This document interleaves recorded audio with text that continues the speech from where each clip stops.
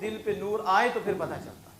وہ سرور آتا ہے۔ تو اللہ پاک فرماتا ہے وَمَا تُنْفِقُوا مِنْ خَيْرٍ فَإِنَّ اللَّهَ بِهِ عَلِيمٌ، اور جو تم خرچ کرو فَإِنَّ اللَّهَ بِهِ عَلِيمٌ، بے شک اللہ اسے جانتا ہے۔ یہ نہ سمجھنا کہ خرچ کرنے پہ مجھے ملے گا کچھ نہیں، کہا نا نا میرے لیے دے رہے ہو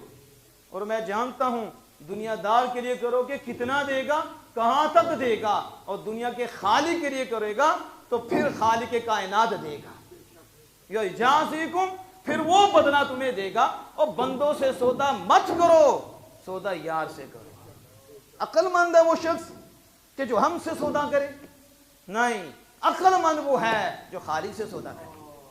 پھر خالق اپنی شان کے مطابق کہا واللہ یضاعف لمن یشاء، 700 تک نہیں، ہم جس کے لیے چاہیں دگنا دیتے ہیں، جس کے لیے چاہیں۔ نسلیں تر جاتی ہیں، نسلیں تر جاتی ہیں، آپ بھی تر جاتا ہے۔ یہ تو ایک وضو کرانے والا جہنم سے بچ جائے گا، اور پانی پلانے والا علماء کو بچ جائے گا، اور جس کے تعاون سے عالم بن جائے، جس کے تعاون سے ولی بن جائے، جس کے تعاون سے اللہ کا فقیر بن جائے، بتاؤ اس پہ کتنے کرم ہوں گے، اس پہ کتنا فضل ہوگا۔ آج دکھ کے ساتھ کہنا پڑتا ہے کہ ہماری حالت یہ ہے کہ 1 گھنٹہ علم کا نور بانٹتا ہے عالم دین،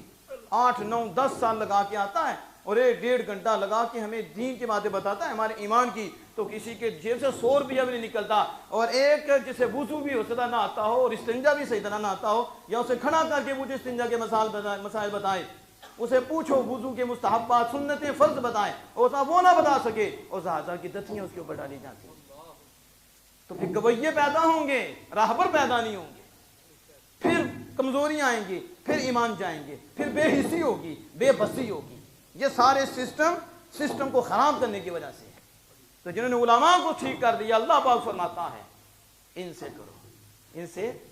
انہیں مضبوط کرو، انہیں دیکھو، پھر دیکھو رب کے بندوں سے کرتے ہو نا، باپ سے کرو تو رب اتنا دیتا ہے، ماں سے کرو تو مالک کتنا دیتا ہے، کتنا نوازتا ہے۔ تو جو ماں کا ادب سکھاتے ہیں، باپ کا ادب سکھاتے ہیں، جو بتاتے ہیں حقوق یہ ہیں، تو بتاؤ جو اس لائن پہ لانے والے ہیں، جو ان سے تعاون کرے گا، رب کتنا عطا